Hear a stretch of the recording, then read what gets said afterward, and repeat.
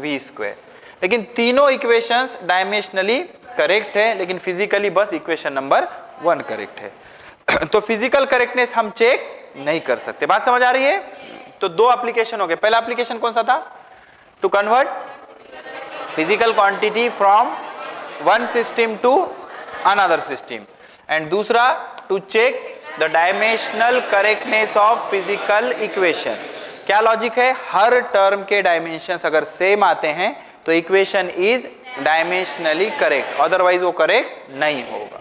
Okay, then third application very important, to derive the relationship between different physical quantity. तो dimension के help से हम physics का हर formula reduce कर सकते हैं, बस उस फॉर्मूले के अंदर का कांस्टेंट रिड्यूस नहीं कर सकते। ठीक है, हर फॉर्मूला रिड्यूस कर सकते हैं। जैसे कि ध्यान से सुनो, अभी जो फॉर्मूला आया था t is equal to 2.√L/g, हमें क्या दिया गया कि पीरियड ऑफ सिंपल पेंडुलम, ध्यान से सुनना, पीरियड ऑफ सिंपल पेंडुलम तो समझ आता है ना, अभी बताया था। Period of simple pendulum depends on 3 things. Number 1 length of simple pendulum, number 2 mass of the bob, and number 3 acceleration due to gravity. ऐसा उन्होंने दिया है सवाल के अंदर कि पीरियड इन तीनों पे डिपेंड करता है। तो आपको बोला गया कि फॉर्मूला प्रूफ करो या फॉर्मूला रिड्यूस करो, किसका? पीरियड का। क्लियर है? अच्छा, फॉर्मूला अगर करेक्ट होना है तो 100% वो डायमेंशनली करेक्ट होना चाहिए। अगर वो डायमेंशनली करेक्ट नहीं है तो वो इक्वेशन वैलिड होगा क्या? नहीं। क्लियर है? तो हम क्या लिखेंगे कि भाई पीरियड डिपेंड्स ऑन L, तो T directly proportional to L to the power x। अब इसमें जो साइंटिस्ट लेवल के लोग हैं उनको टेंशन आ जाएगा, बोले सर आपको कैसे पता लगा कि डायरेक्टली रिलेशन है? बेटा पावर वेरिएबल लिया है, पावर पॉजिटिव आया तो डायरेक्टली होगा, पावर निगेटिव आया तो इनवर्सली होगा। तो यहाँ पे डायरेक्टली लिया क्या हमने? नहीं, उसका पावर क्या लिया? वेरिएबल लिया। तो period directly proportional to length to the power x। ऐसे ही period directly proportional to mass to the power y, period directly proportional to g to the power z। अब बोलेगा कि सर फिर किसी चीज पे अगर डिपेंड ही नहीं हो तो जीरो आ जाएगा पावर, उसका पावर कितना आ जाएगा? 0। देख कैसे आएगा आराम से। तो अब क्या करेंगे? इन तीनों को कंबाइन करेंगे। तीनों को कंबाइन करेगा तो क्या लिखेगा? T directly proportional to L to the power x, M to the power y, G to the power z। Okay, फिर क्या करेगा? प्रोपोर्शनल को इक्वल करेगा, प्रोपोर्शनलिटी कांस्टेंट लाएगा। तो T इज इक्वल टू क्या हो जाएगा? K L to the power x, M to the power y, G to the power z। अब अपना टास्क क्या बचा बेटा? x, y एंड z के वैल्यूज पता करना। कैसे पता करेगा? भाई तूने जो इक्वेशन लिखा है वो इक्वेशन अगर करेक्ट होना है तो डायमेंशनली भी करेक्ट चाहिए। तो इसमें कितने टर्म है? 2 टर्म है, left side and right side. तो राइट साइड का एक टर्म क्यों बोल रहे हो सर? बिकॉज वो प्रोडक्ट में है। अगर एडिशन होता तो हर एक को अलग अलग टर्म बोलते, जैसे कि equation v is equal to u plus at, तो v एक टर्म है, u एक टर्म है और at एक टर्म है। लेकिन इधर प्लस वगैरह कुछ है क्या? नहीं। तो इसमें कितने टर्म है? 2। तो लेफ्ट हैंड साइड कौन सी है? t, मतलब पीरियड। बता पीरियड का dimension m0 L0 t to the power 1। कोई तकलीफ?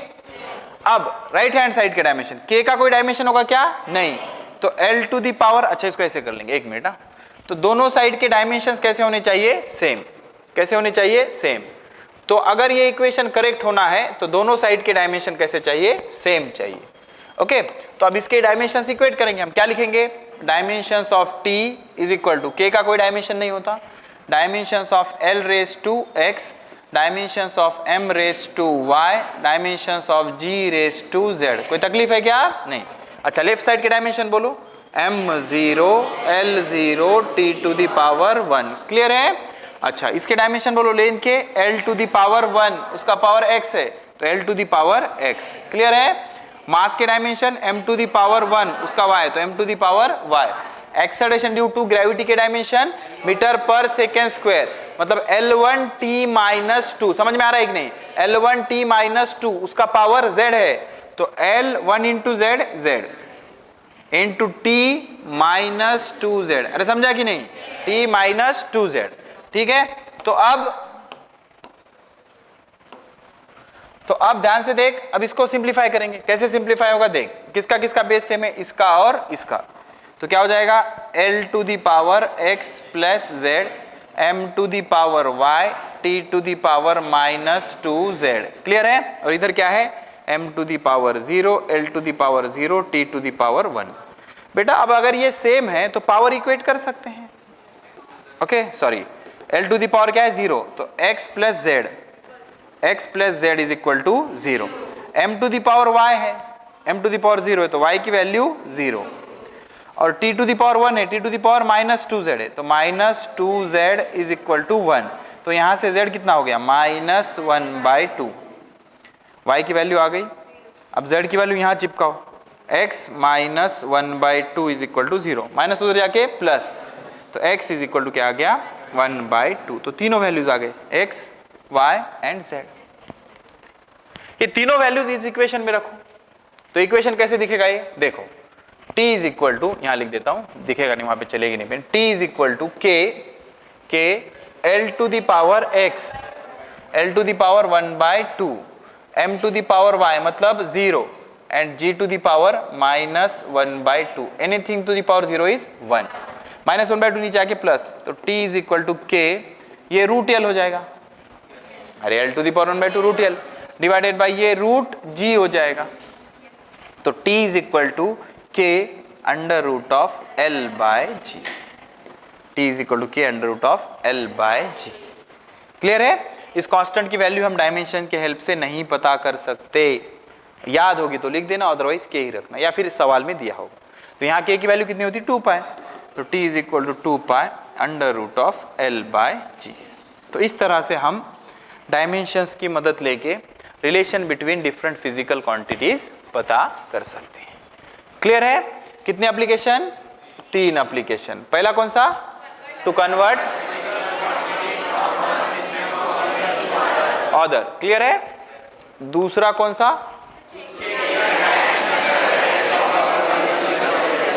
Okay, physical equation dimensionally correct है या नहीं, कैसे पता करेंगे? Principle of homogeneity of dimension, then to derive the relation between different physical quantities. Clear है? ठीक है, इसका सवाल होगा एक, यस, ये देखो सवाल अच्छा सवाल है, ध्यान से समझना, और एक चांस समझने के लिए ध्यान से सुनो। क्या बोल रहा है?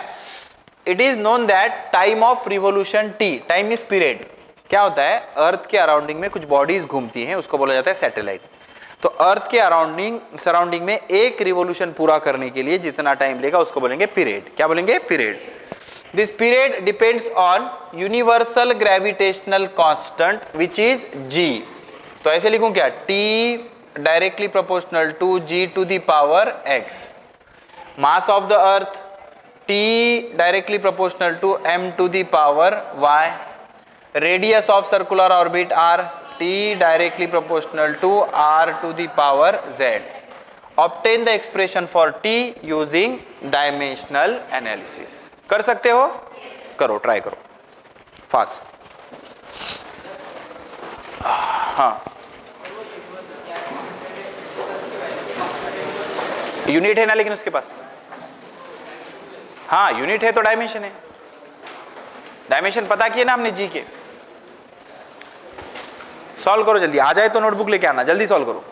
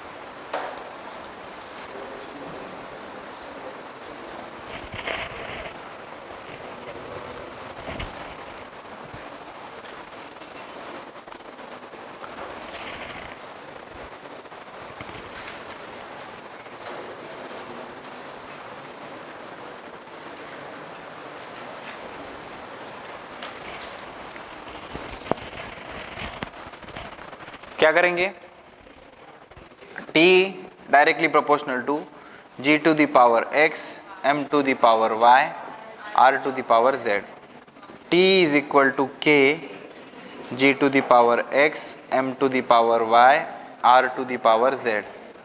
अब ये इक्वेशन अगर करेक्ट है तो 100% इसको डायमेंशनली करेक्ट होना होगा। तो कितने टर्म है, दो, left side and right side. तो लेफ्ट साइड के dimensions t to the power 1, right side k के कोई डायमेंशन नहीं होते। तो g के dimension m minus 1 L3t minus 2, अरे याद है कि निकल का, m minus 1 L3t minus 2 to the power x। ये मास है ना, मास के dimension m to the power 1, उसका पावर y। रेडियस एक डिस्टेंस होता है, तो डिस्टेंस के डायमेंशन L1, इसका पावर कितना, z। ठीक है, तो लेफ्ट हैंड साइड के डायमेंशन हो गए m0 L0 t to the power 1। Right hand side में क्या होगा, देखो रूल्स ऑफ इंडाइसेस यूज करेंगे। तो m to the power -1 into x minus x multiply होगा ना, L to the power 3x 3 into x, t to the power -2x। Okay, इधर क्या हो जाएगा m to the power y, सही है ना, 1 इंटू y y, और इधर क्या हो जाएगा L to the power z, L to the power z। अब रूल्स ऑफ इंडाइसेस यूज करो, m के कितने टर्म है, दो, यहाँ एक है यहाँ एक है, तो क्या आ जाएगा m to the power -x plus y, L to the power 3x plus z and t to the power -2x। ये डायमेंशंस आ गए किसके, m0 L0 t to the power 1। अब क्या बस कंपेयर करो, देखो ये 1 है तो ये भी 1 होना चाहिए, तो -2x इज इक्वल टू 1, तो इस हिसाब से x कितना हो गया, -1/2। ठीक है, अब इसके बाद इसको इसके साथ कंपेयर करो, तो -x plus y is equal to 0, तो x is equal to y, अरे समझे कि नहीं, -2x is equal to y, तो x -1/2 है तो y भी -1/2, y भी कितना आएगा, -1/2। ठीक है, अब रहा सवाल z कैसे पता करेंगे, ये देखो 3x plus z is equals to 0, because इसके पावर और इसका पावर सेम। तो 3 इंटू एक्स कितना है, -1/2 plus z is equal to 0। 3 into -1/2 -3/2, -3/2 उधर जाके +3/2, तो z की वैल्यू कितनी हो गई, 3/2। ठीक है, अब ये तीनों वैल्यूज उस फॉर्मूले में रख देंगे तो फॉर्मूला आ जाएगा। कैसे आएगा, ध्यान से देखो, तो t is equals to k g to the power x, g to the power x, x की value -1/2, m to the power y मतलब -1/2, r टू द पावर 3/2।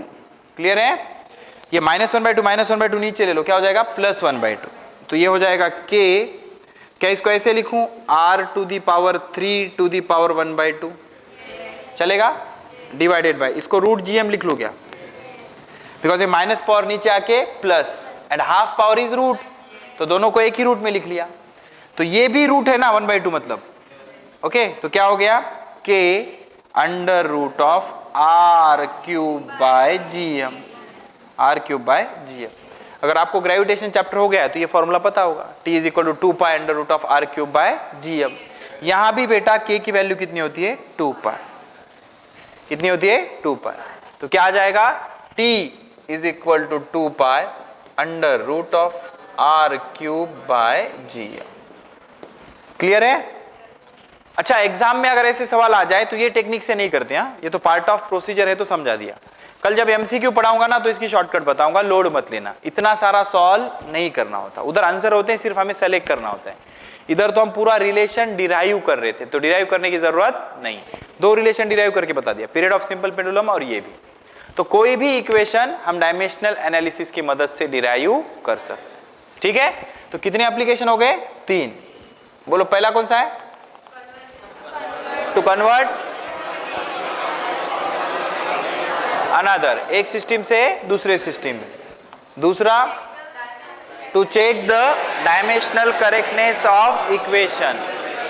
क्या लॉजिक है, हर टर्म के डायमेंशन सेम होने चाहिए तो वो इक्वेशन डायमेंशनली करेक्ट होगा। 100% हम नॉन करेक्टनेस बता सकते हैं, मतलब अगर डायमेंशन सेम नहीं है तो 102% वो इक्वेशन गलत है। लेकिन अगर डायमेंशन सेम है तो मे भी सेम हो सकता है। जैसे कि काइनेटिक एनर्जी का बताया था, है क्या? यस, वो तीनों इक्वेशन डायमेंशनली करेक्ट है, लेकिन फिजिकली करेक्ट है क्या? नहीं। बात समझ आ रही है? उसके बाद to derive the relation between different physical quantity, ये डायमेंशंस के मदद से हम डिफरेंट फिजिकल क्वांटिटी का रिलेशन डिराइव कर सकते हैं। इसमें भी क्या यूज होगा? Principle of homogeneity of dimension, principle of homogeneity of dimension. Clear है? ठीक है, यहां आ जाते हैं। अब ये चीज जेई वालों के लिए ज्यादा इंपॉर्टेंट है, नीट से ज्यादा जेई में इंपॉर्टेंट है, लेकिन नीट वालों को भी बहुत खुजली होती है, कभी भी इसका सवाल बन के आ सकता है। तो जब भी इक्वेशन में डेरिवेटिव एंड इंटीग्रेशन होगा तो उसके डायमेंशंस कैसे पता करेंगे? सबसे पहले इंटीग्रेशन का खेल क्लियर करते हैं। मान लो इंटीग्रेशन ऑफ y dx है, तो हमें तो यूनिट से खेलना है ना, तो डायमेंशन किसके आएंगे? तू ना डायमेंशंस y के ले लेना और x के ले लेना। एलिमेंट छोटा हो जाने से यूनिट बदल जाता है क्या? नहीं। बोले 100 है तो किलोग्राम, 1 है तो ग्राम, ऐसे होता है क्या? नहीं। अच्छा, ग्राम भी अगर हो गया तो भी उसके डायमेंशन कैसे होंगे? सेम ही होंगे। समझ आ गया? तो जब भी इंटीग्रल पार्ट होगा तो dimension of y into x कर देना। ओके, अब डिफरेंशिएशन अगर होगा dy बाय dx, तो इसके डायमेंशंस लेते वक्त बेटा ऊपर के डायमेंशन ले लेना और नीचे के डायमेंशन ले लेना।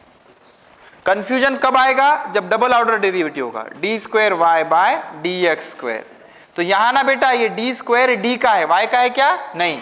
तो ऊपर किसके डायमेंशंस होंगे? वाई के, नीचे एक्स स्क्वायर के, नीचे एक्स स्क्वायर। ठीक है? अच्छा, मान ले ऐसा है d to the power 3y by d x cube, third order derivative है, y बाय एक्स क्यूब के डायमेंशंस लेंगे। बात समझ आ रही है कि नहीं? तो यही बताया गया है। अगर nth ऑर्डर डेरिवेटिव है तो ऊपर n आएगा क्या? नहीं, लेकिन नीचे n आ जाएगा। और y इंटू डी एक्स का अगर इंटीग्रेशन है तो डायमेंशन किसके आएंगे? y into x. बात समझ आ रही है?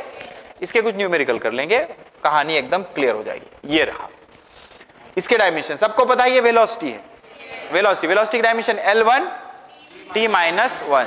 तो देखेंगे dx बाय dt, तो ऊपर किसके dimensions?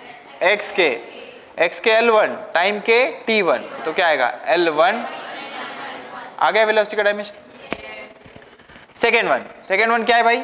Mass into d square x by d t square. कोई बता सकता है ये कहां से उठाया है? डिफरेंशियल इक्वेशन ऑफ SHM हुआ है क्या? SHM सिंपल हार्मोनिक मोशन पढ़ा है किसी ने? तो उसमें देखेंगे हम पढ़ाएंगे तो डिटेल में पढ़ाएंगे, डोंट वरी। तो वहां से लिया गया है, वो फर्क नहीं पड़ता कहां से लिया गया। अब ये इसके डायमेंशंस बताने हैं, तो क्या करेगा भाई? Dimension of mass x square लेगा कि एक्स लेगा? एक्स, और टी स्क्वायर लेगा कि टी? क्लियर है कि नहीं? और बेटा ये एक फोर्स है, समझ आ रहा है?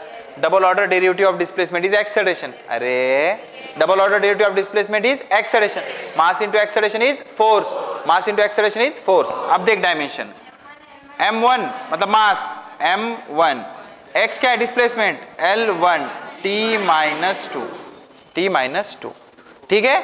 अच्छा, तेरे को अगर ये पता भी नहीं होगा तो तू टेंशन मत लेते, ये रूल याद रख तू। मास के डायमेंशन डी स्क्वायर एक्स है तो एक्स के डायमेंशन, डी टी स्क्वायर है तो टी स्क्वायर के डायमेंशन। क्लियर है? ठीक है। तीसरा देख क्या है? Integration of v d t. अब इसके अगर डायमेंशंस लेने हैं तो क्या करेगा? Integration of v into t. v का यूनिट बोल मीटर पर सेकंड, t का बोल सेकंड, सेकंड से सेकंड कैंसल, तो मीटर आ गया। मीटर के डायमेंशन L1, मीटर के डायमेंशन L1। समझ आ रहा है?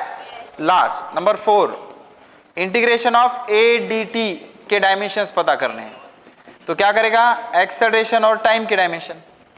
एक्सेलरेशन का यूनिट बोल metre per second square, time का सेकंड, सेकंड से सेकंड कैंसल, तो मीटर 1 सेकंड माइनस 1, तो डायमेंशंस क्या आएंगे? L1 t minus 1। अब अगर आपको थोड़ा सा भी काइनेमेटिक्स आता है तो आपको पता होगा वेलोसिटी का इंटीग्रेशन डिस्प्लेसमेंट, एक्सेलरेशन का इंटीग्रेशन वेलोसिटी, वही डायमेंशंस है। तो डेफिनेशन यूज करो, डेफिनेशन पता नहीं है तो फंडामेंटल्स यूज करो। क्या है फंडामेंटल्स? जब तू किसी हायर ऑर्डर डेरिवेटिव का डायमेंशंस पता करेगा तो ये वाला पावर ऊपर नहीं रेप्लिकेट होगा, किधर? नीचे। और इंटीग्रेशन का तो बहुत सिंपल है, y into x, differential element नहीं छोड़ना। ठीक है? यहां तक कहानी क्लियर है? ठीक है। अच्छा ये तो तुमको पता है, पढ़ो क्या लिखा है।